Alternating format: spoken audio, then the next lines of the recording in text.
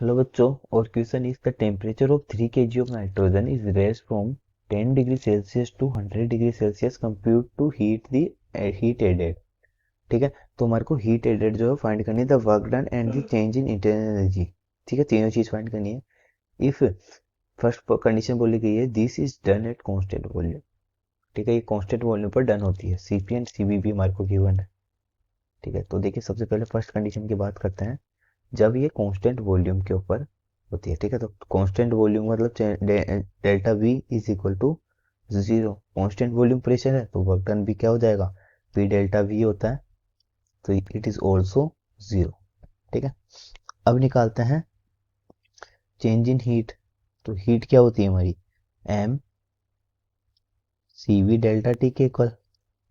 ठीक है, तो यहाँ से चेंज इन हीट निकालेंगे। एम जो है वो हमारे को 3 गिवन है, मल्टीप्लाई सीवी की वैल्यू देखिए यहाँ से हमारे को देखते हैं तो कितनी है 740, मल्टीप्लाई डेल्टा टी जो है यहाँ पर वो कितना हो जाएगा 100 टू 100 माइनस 10 डिग्री सेल्सियस कम हो गया था, तो यहाँ से चेंज इन हीट यहाँ से निकल के आएगी 199800 जूल।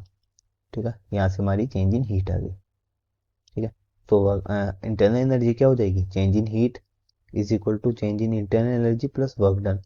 ये हमारे जीरो है, तो change in internal energy equal हो जाएगी हीट के, यानी कि 199800 जूल।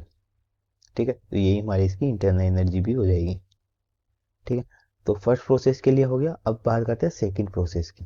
तो सेकंड प्रोसेस क्या किया गया, यहाँ पे हीटिंग की गई है कांस्टेंट प्रेशर, यानी कि delta P is equal to zero.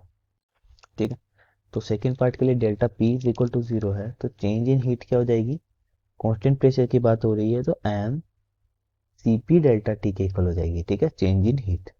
तो यहाँ से इसको भी सोल्व कर लेते हैं। 3 मल्टीप्लाई सी पी की जो वैल्यू है 1400 मल्टीप्लाई, ठीक है, चेंज इन टेम्परेचर अगेन 90 हो जाएगा, 100 माइनस 10, तो यहाँ से डेल्टा क्यू जो है उसकी वैल्यू मिलती है 280800 जूल।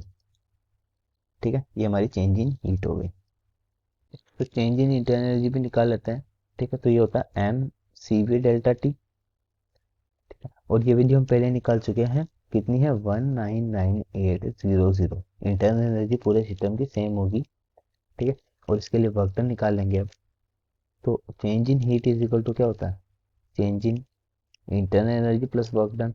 तो वर्क डन क्या हो जाएगा, हीट माइनस इंटरनल एनर्जी।